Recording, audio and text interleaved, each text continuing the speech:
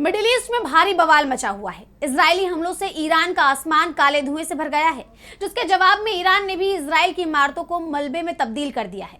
अब ये जंग तेल की लड़ाई में बदलती दिखाई दे रही है। जिस तरह दोनों पक्ष तेल भंडारों को निशाना बना रहे हैं और अब ईरान ने अमेरिका और इजरायल के उसे तोड़ने की साजिश को फेल कर दिया है और बता दिया है कि वो झुकने वाला नहीं है। तो कैसे पश्चिम एशिया में बेकाबू होते जा रहे हैं हालात, आइए देखते हैं इस रिपोर्ट में। मिडिल ईस्ट में हालात जिस तेजी से बदलते जा रहे हैं उसे लेकर पूरी दुनिया टेंशन में आ गई है। ईरान के साथ अमेरिका और इजरायल की जंग बेहद खतरनाक रूप लेती जा रही है। ईरान ने साफ कर दिया है कि जब तक हम पर हमले होंगे तब तक सीज फायर का सवाल ही नहीं उठता है।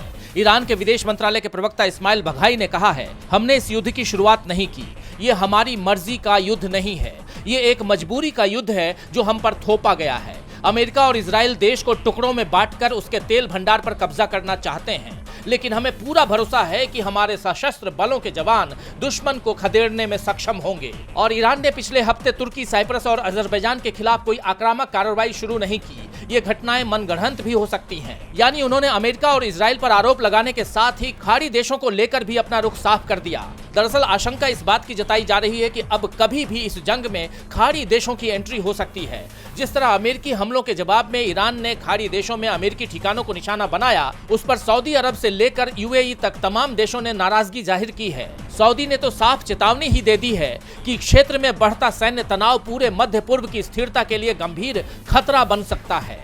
लेकिन ईरान ने भी साफ कह दिया है कि वो केवल अपना बचाव कर रहा है। लगातार जारी हमलों की लहर के बीच ईरान ने अपने नए सर्वोच्च नेता का चुनाव भी कर लिया है। अब दिवंगत सुप्रीम लीडर अली खामनेई के बेटे मुज्तबा खामनेई ने देश की कमान संभाली है। इजराइल और अमेरिका के लिए ये बड़ा झटका है। गौर करने वाली बात यह है कि इजराइल ने खामनेई के हर उत्तराधिकारी को खत्म करने की धमकी दी है। इसे लेकर चीन और रूस ईरान के सपोर्ट में उतरे हैं। चीन ने कहा कि सुप्रीम लीडर चुनना ईरान का आंतरिक मामला है, ऐसे में किसी भी देश को ईरान के फैसले में हस्तक्षेप नहीं करना चाहिए।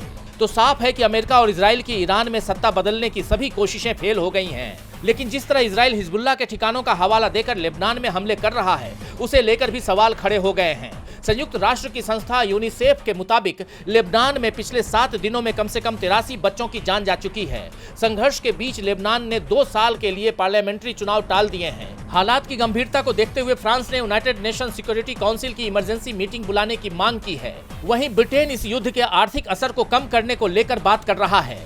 आप जानते हैं कि युद्ध के चलते दुनिया भर में कच्चे तेल की कीमतों में जबरदस्त उछाल आया है, जिससे वैश्विक अर्थव्यवस्था को बड़ी चोट लगी है।